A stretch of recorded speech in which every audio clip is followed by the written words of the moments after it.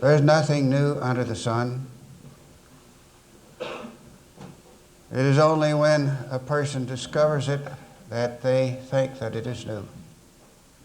And of course, when we discover things for ourselves, it is new for ourselves. And one of the divine discoveries is when we come to know the reality of what gives life, and we like to call it the current, but many names have been given to it.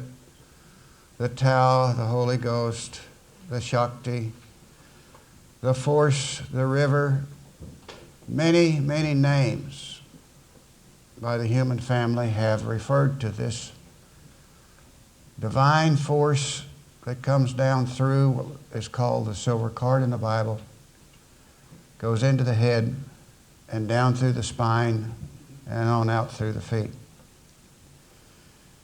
It is up to each of us to learn the art of how to increase it.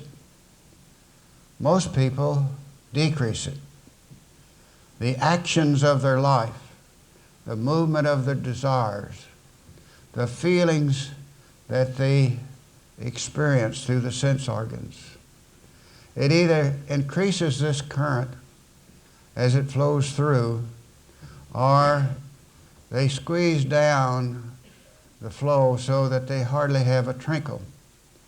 And when you get mad and angry and upset, and when you want to call other people ugly names and put people down, your attention is so drawn towards an outside stimulant that the inside stimulant is cut down. And what we have to learn to do is to watch what we put our attention on. We get so occupied with the involvement of our feelings and desires of the physical phenomena that we ignore this divine current. And many people just one day a week for a few hours of Sunday morning try to get into the current by somebody else's words or prayers or whatever. What we have to do is learn to keep that flow going through us every moment of our life, every breath. We learn how to take and move that current with tremendous power.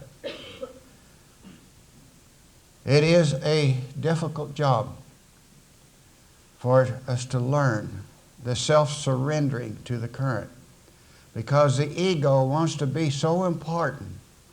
It wants to be recognized as some type of power or some type of authority. And we forget the thing that Lord Jesus told us, that we have to learn to be humble, that we have to learn to be meek.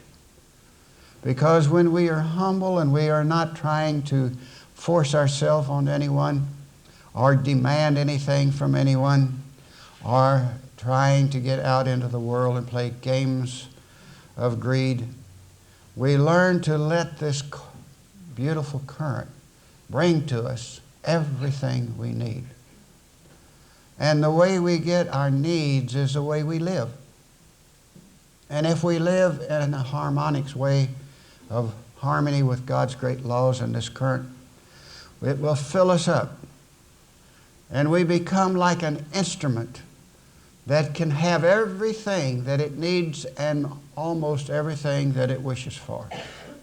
Because this divine current has a tremendous ability to go out into the field of mind and impress itself on other people's minds and other phases of consciousness and open the door for you to have everything you want. In the Bible, it tells you about the golden bowl. And if you will learn how to use this golden bowl with great humility and love through the Christ's love and forgiveness, there is nothing you can't have. Honest, nothing you can't have. I have those who have come and gone to the classes, and I've taught them how to use the golden bowl. And they say, I have done it, and it's working me to death. So you have to be careful about wanting too much and using the golden bowl, because you're going to get it. It is a tremendous technique to use the supreme consciousness to fill yourself with a divine awareness and all the things that you need.